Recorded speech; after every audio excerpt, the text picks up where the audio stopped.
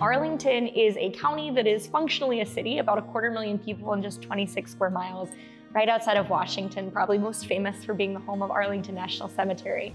And it is a really special community. It is really diverse, and it has really been shaped by waves of immigrants, refugees, and welcoming. Our challenge is this notion that we are already doing equity. We are a community that sometimes substitutes the concept of generosity for equity.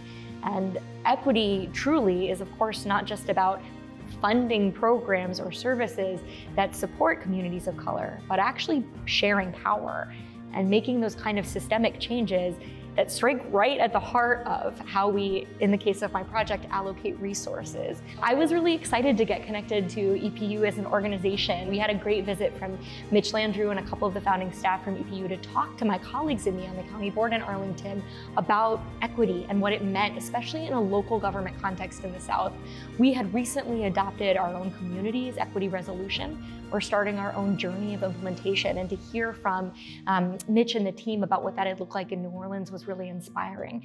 So when the fellowship was launched some months later, I knew it was something I wanted to be part of, and it was timely. I had been having some really meaningful and very difficult conversations with Black leaders in particular, but leaders of color in general in Arlington, and really was coming into focus were some of the systemic issues that we were experiencing in this community, and knowing that we needed to start making some systemic changes, not just tinkering around the margins or introducing new programs or initiatives, but really trying to rethink how we've always done things.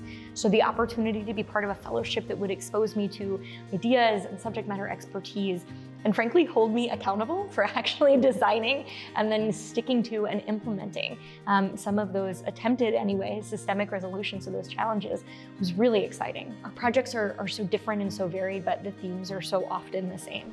And the opportunity to see my challenges reflected, my joy or frustrations reflected in the experiences of other local leaders struggling with the same things has been just very meaningful to me. One of the things that one of my colleagues in the cohort shared that has really made an impact on and resonated with me is how one of the forms that white privilege takes is the ability to walk away from the conversation about equity. And I think I would especially advise and urge white leaders trying to address these issues to recognize that the ability to stop working or stop going forward is a privilege that not everyone in your community has, and therefore you have an obligation to not exercise that privilege.